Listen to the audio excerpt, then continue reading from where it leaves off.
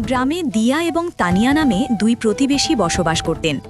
দিয়া সারাদিন অলসভাবে শুয়ে বসে মোবাইল ঘেঁটে সময় কাটাত। আরাম করাই যেন ছিল তার একমাত্র কাজ। অন্যদিকে তানিয়া প্রতিদিন ভোর 4টে ঘুম থেকে উঠত। হাড় কাঁপানো শীতে কুয়াশার মধ্যে চুলা জ্বালানো থেকে শুরু করে জল ভরা সব কাজ সেরে সে চলে যেত মাঠের কঠোর পরিশ্রমে। কয়েক বছর পর দুজনের ঘরেই এক একটি কন্যা সন্তানের জন্ম হলো। দিয়ার মেয়ে দামি প্রাইভেট স্কুলে পড়তে যেত, আর তানিয়ার মেয়ে পুরনো বই হাতে নিয়ে পায়ে হেঁটে দূরবর্তী সরকারি স্কুলে যেত। কিন্তু সে পড়াশোনায় ছিল অত্যন্ত মেধাবী।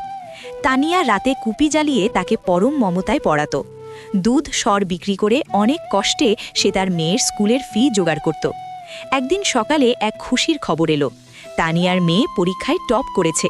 পুরো গ্রাম এই খবরে বিস্মিত হলো। দিয়ার মেয়ে পড়াশোনায় অনেক পিছিয়ে পড়েছিল। সকলেই অনুধাবন করতে পারলেন যে কঠোর পরিশ্রমই ভাগ্যের চেয়ে বড় শক্তি। ভিডিওটি ভালো লাগলে চ্যানেলটি সাবস্ক্রাইব করতে ভুলবেন না।